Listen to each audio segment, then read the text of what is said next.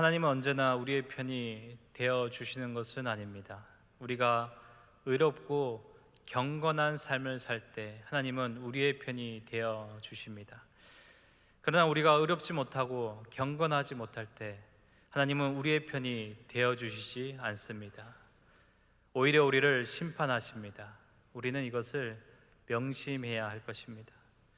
우리가 다 연약한 존재이기에 때로는 불의할 수 있습니다. 불경건할 수 있습니다. 불의와 불경건함에도 불구하고 이것을 깨닫지 못할 때도 있습니다. 그로 인해 하나님의 심판을 받을 때가 있습니다. 늦었다고 생각하지 말고 심판을 받을 때라도 우리는 우리의 잘못을 빨리 회개해야 합니다. 그래야 할 때 우리에게 회복의 역사가 일어나는 줄 믿습니다. 많은 목사님들이 6.25 전쟁의 원인을 한국교회의 죄로 생각하고 있습니다. 일제시대의 한국교회는 신사참배라는 우상숭배를 하였습니다. 신사참배를 하지 않은 성도들은 해방 후 교만했습니다. 나는 너희들과 다르다고 생각했습니다. 그 교만으로 교회를 분열시키셨습니다. 전쟁이 나서 부산으로 피난 가서야 한국교회의 죄를 깨달았습니다. 그때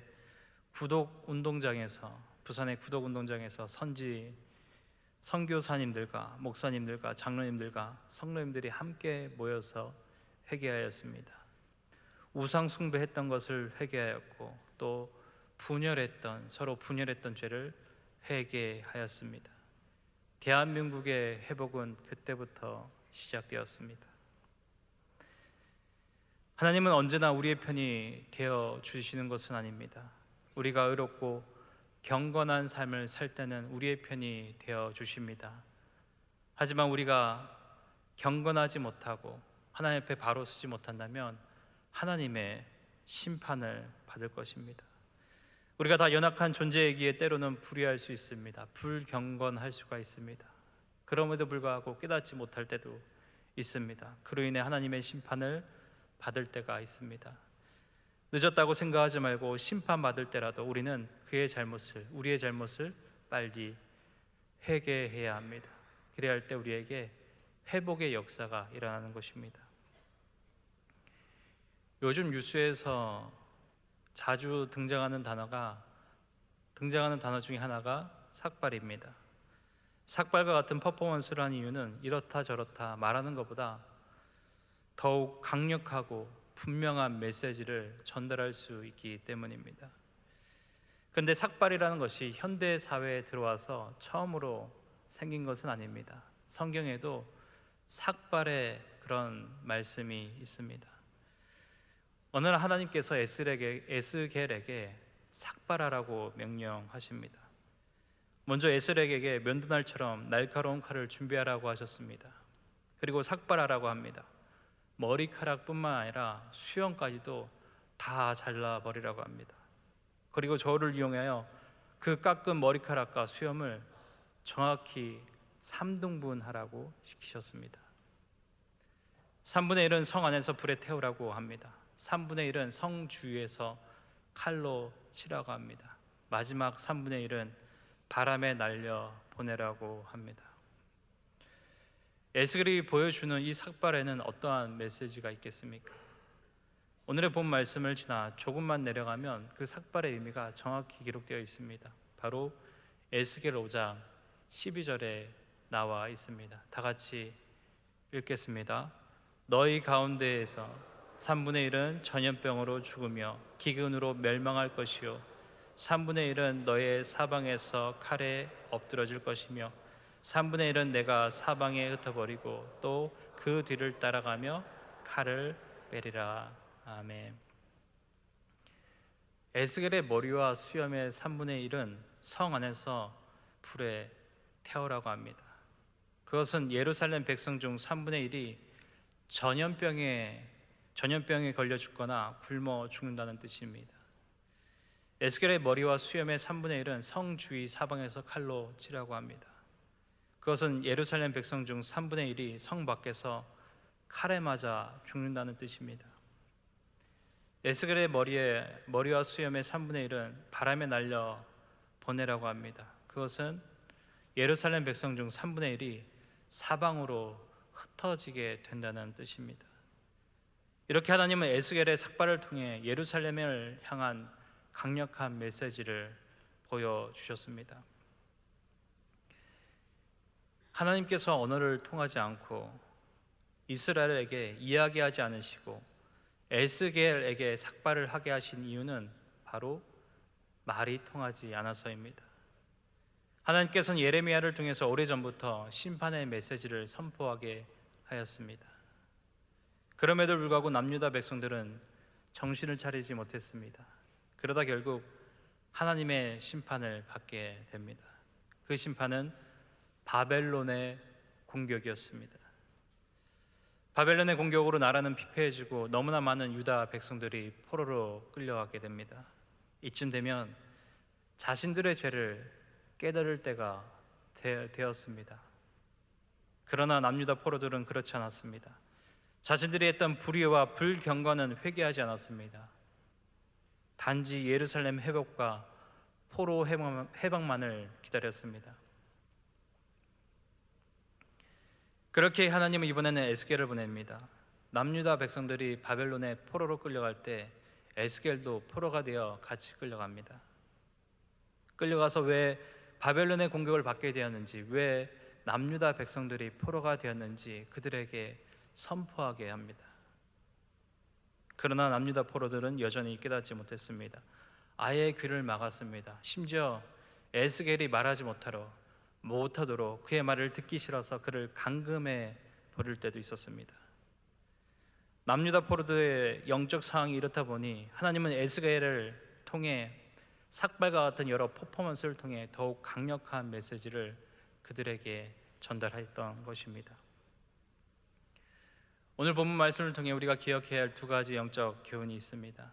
첫째로, 하나님의 칼 것은 불의한 자, 불경건한 자를 향한다는 것입니다. 우리는 이것을 기억해야 합니다. 불의란 하나님을 향한 죄를 말합니다. 불경건이란 이웃을 향한 죄를 말합니다. 남유다 백성들은 불의했습니다. 그리고 불경건했습니다. 하나님도 섬기면서 우상도 섬겼습니다. 불을 쌓기 위해 이웃에게 피해 주는 일이 아무렇지도 않았습니다. 육신의 정욕, 안목의 정욕, 이색의 자랑을 쫓아 이 땅을 살아왔습니다. 그들이 행했던 불의와 불경건이 얼마나 심각했는지 하나님은 에스겔에게 이런 환상을 보여주십니다. 에스겔 8장 7절과 8절의 말씀입니다. 다 같이 읽겠습니다. 그가 나를 이끌고 뜰문에 이르시기로 내가 본즉 담에 구멍이 있더라. 그가 내게 이르시되 인자야 너는 이 담을 헐라 하시기로 내가 그 담을 허니 한 문이 있더라. 어느 날 에스겔이 남유다 장로들과 함께 있을 때였습니다. 갑자기 불같은 현상이 일어났습니다. 하나님께서 에스겔을 환상 중에 예루살렘 성전으로 데리고 가셨습니다. 그곳에서 에스겔은 충격적인 광경을 목격합니다. 성전 담에 구멍이 하나 있었습니다. 하나님께서 에스겔에게 그 담을 헐어보라고 하였습니다. 그 담을 허니 성전 그 담에 부정한 짐승들의 그림이 있었습니다. 우상들의 그림이 그려져 있었습니다. 성전 한쪽에 우상이 세워져 있는가 하면 곳곳에 비밀스럽게 우상 숭배 의식이 행해지고 있었습니다. 이와 같이 불의하고 불경건한 삶을 살았던 남유다는 바벨론의 공격을 받았습니다.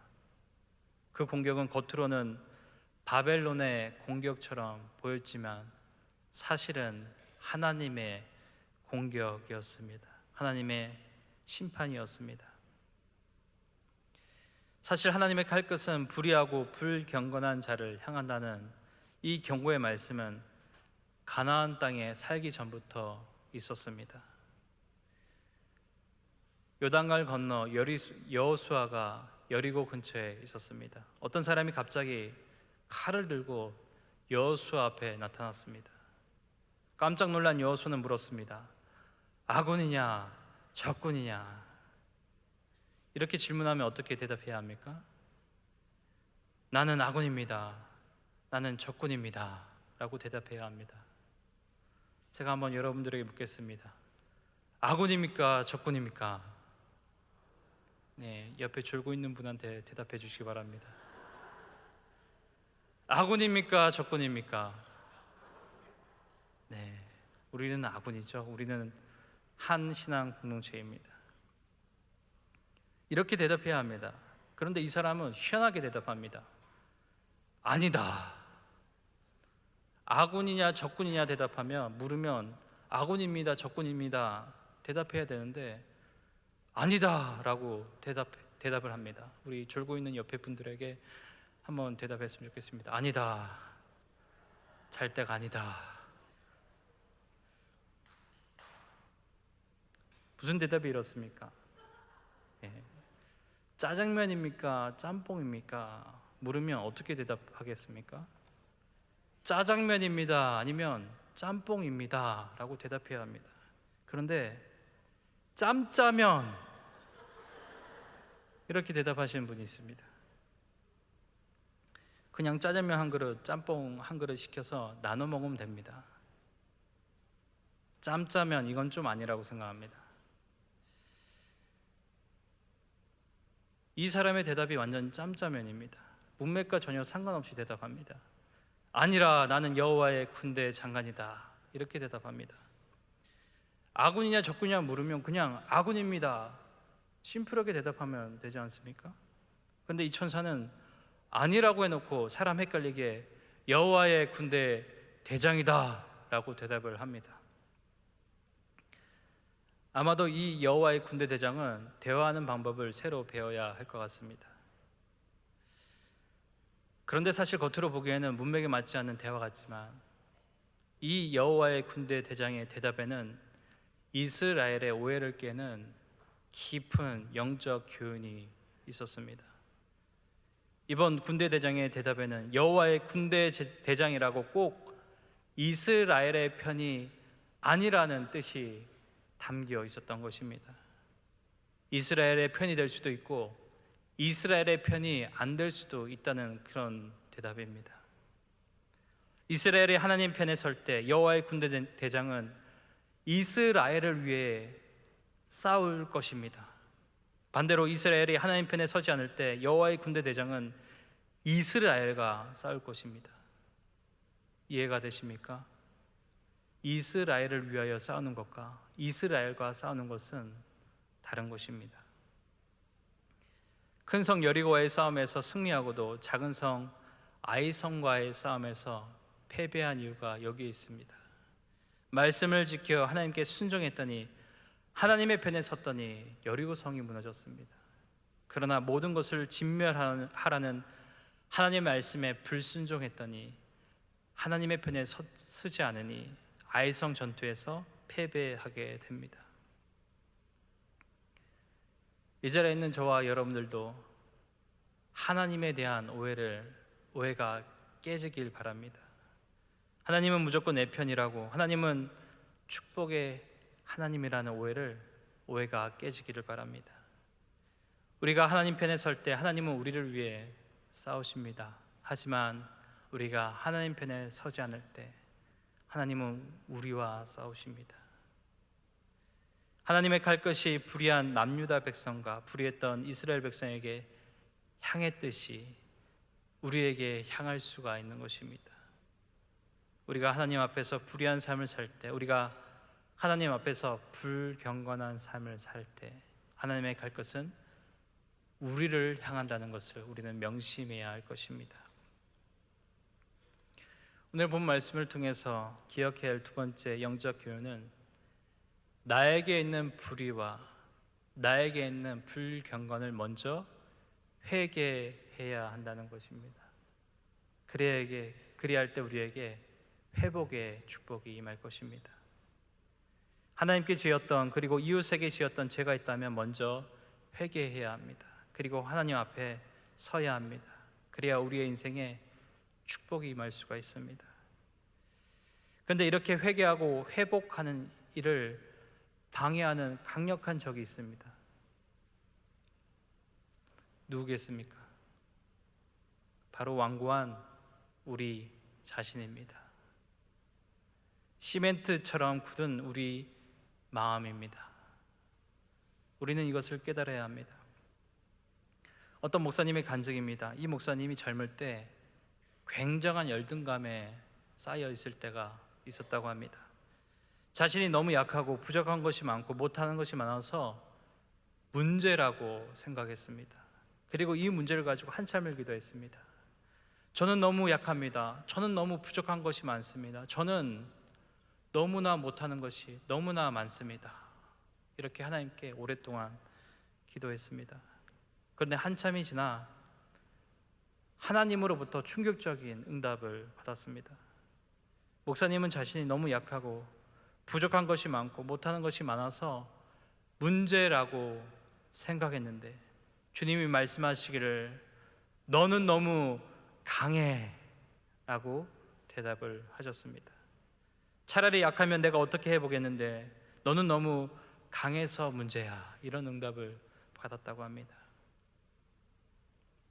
목사님은 자신이 강하다고 생각해 본 적이 없었기에, 한 번도 그런 생각을 해본 적이 없었기에 큰 충격을 받았다고 합니다. 우리 하나님은 약한 자, 작은 자를 들어 쓰시는 하나님이기에 약하고 작은 것은 문제가 전혀 되지가 않습니다. 문제가 되는 것은 자아가 강한 사람입니다. 자신을 너무나도 사랑하는 사람이 문제입니다. 완고한 자가 문제입니다. 시멘트처럼 굳은 마음을 가진 자가 문제입니다. 교회들마다 이런 성도님 몇 분씩은 있는 것 같습니다.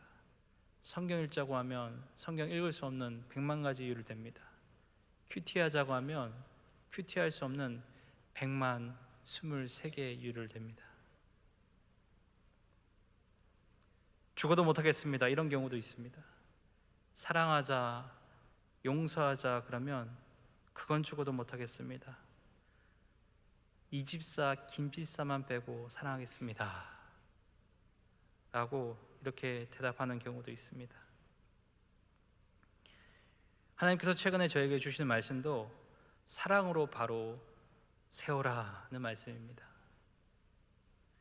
지금 옆으로 졸고 있는 성도님이 계시면 사랑으로 바로 세우시기 바랍니다. 도와주세요. 제가 불안해서 설교하기가 힘들어요.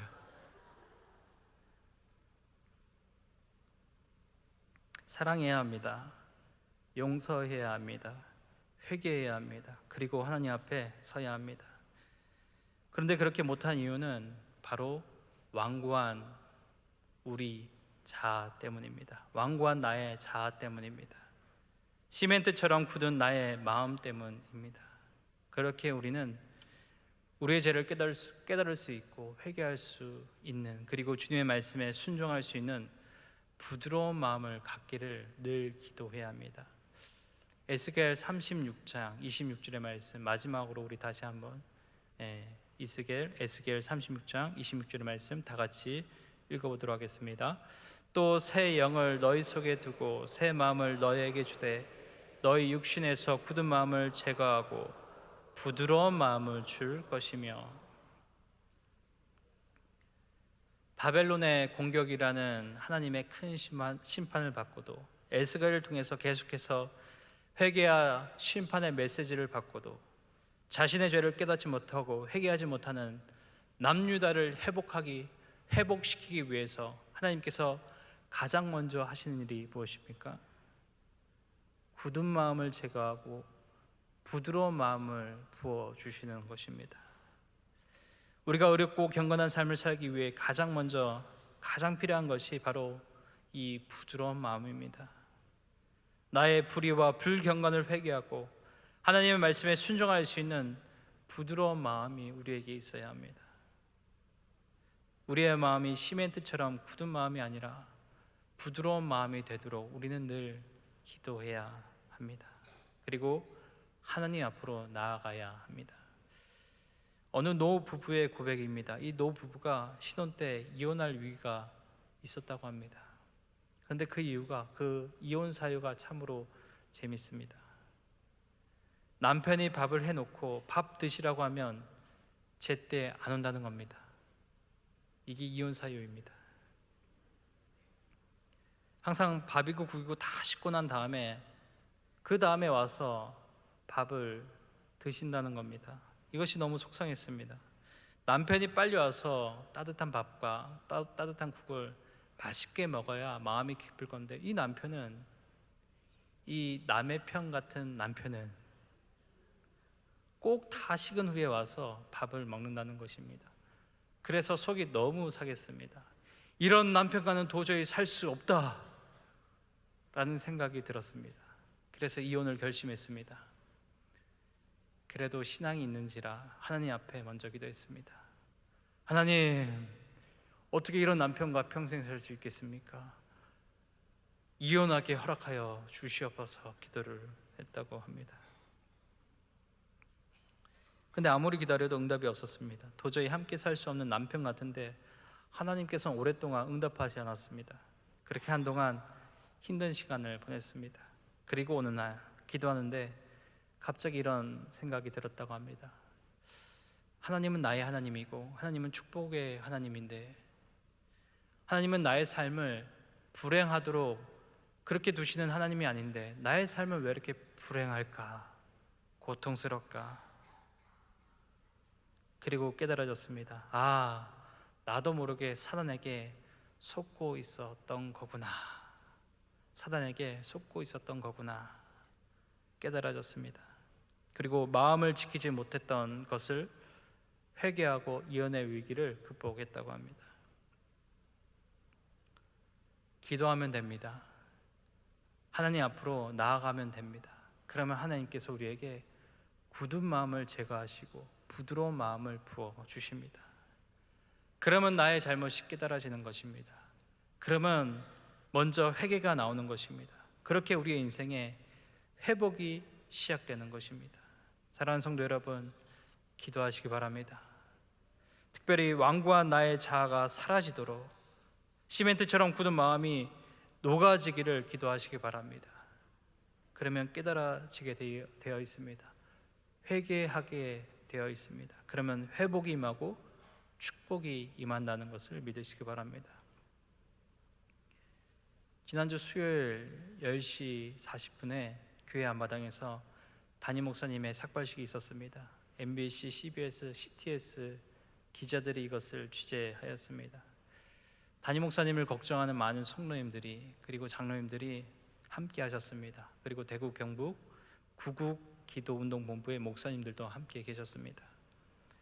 갑자기 마음 먹으신 일은 아니고 추석 이전부터 계속해서 고민하고 또 고민하셨던 일이었습니다. 삭발하기 전에 선지자적인 메시지를 A4에 기록하여 읽으셨습니다.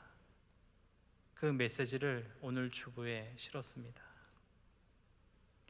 담임 목사님께서 쓰신 글의 첫 부분과 오늘의 본문 말씀이 주는 영적 교훈이 동일합니다.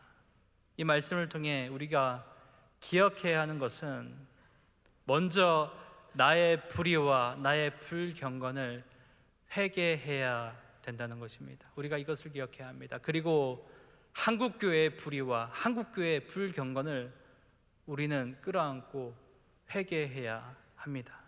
그리고 대한민국을 위하여 우리는 기도해야 합니다.